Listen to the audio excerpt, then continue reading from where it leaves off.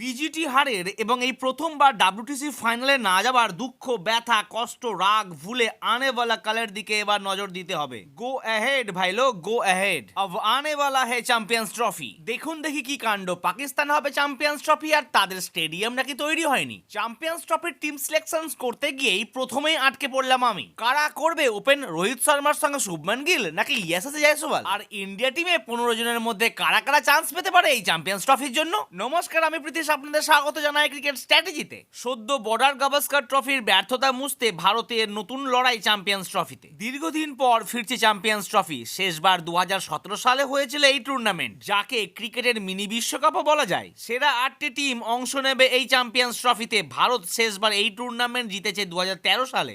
এরপর 2017 সালে বিরাট কোহলির নেতৃত্বে ফাইনালে উঠলেও রানার্স হয়। এবার কি হয় তা দেখার জন্য 19 ফেব্রুয়ারি থেকে শুরু হবে এই প্রতিযোগিতাটি। হাইব্রিড মডেলে ভারত খেলবে দুবাইয়ে। কোন দল নিয়ে নামবে চ্যাম্পিয়ন্স ট্রফিতে, ভারত সুযোগ পেতে পারে কারা কারা, সবকিছু জানাবো আপনাদের। কিন্তু তার আগে আমার ভিডিওটাকে করতে হবে লাইক আর চ্যানেলটিকে করতে হবে সাবস্ক্রাইব।